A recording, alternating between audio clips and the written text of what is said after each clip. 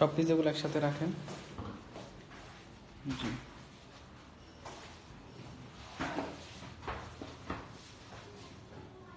আলমগীর ভাই। ওকে, তো good evening সবাইকে। সবাই কেমন আছেন? নতুন বছরের শুভেচ্ছা সবাইকে। তো আজকে আমরা চলে আসলাম আমাদের একটি ক্লাসের লাইভে।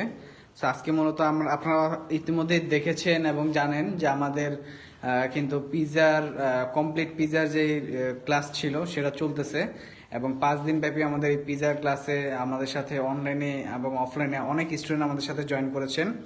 সো এর ধারাবাহিকতা আজকে বিগত 2 দিন ছিল ওনাদের প্র্যাকটিস ক্লাস। সো আজকে হচ্ছে পিজার ক্লাস। তো আজকে ফার্স্ট পিজার ক্লাস হয়েছে এবং এখানে আপনারা দেখতে পাচ্ছেন যে 4টা পিজা আছে যেগুলো আমাদের স্টুডেন্টরাই তৈরি করেছেন। সো এখন আমরা সরাসরি আমাদের স্টুডেন্টদের কাছে চলে যাব এবং জেনে নিব যে আসলে কে কোন পিজাটা তৈরি করেছেন। সো আপু কেমন আছেন? ভালো। সো আপু আপনি আজকে কি কি পিজা তৈরি করেছেন? আজকে 4 পিজা। 4 পিজা। একটা তো chicken buffalo. Chicken buffalo and then pizza barbecue. Pizza Napolitan. Yes. Pizza Napolitan. Okay. So this is This is margarita. margarita pizza.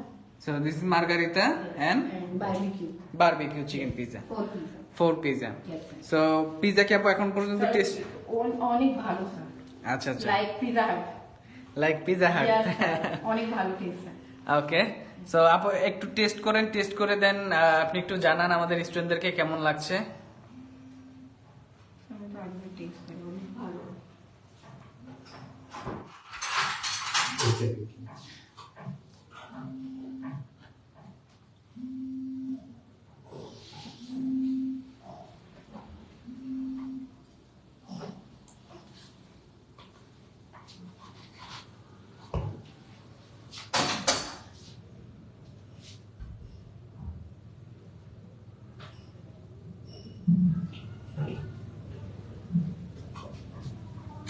Very tasty, sir.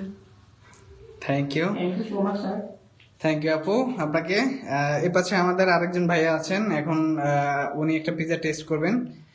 Test করে দেন আমাদেরকে জানাবেন আসলে ওনার কাছে পিজা, ওনার মেক করা পিজা কেমন লাগছে খেতে।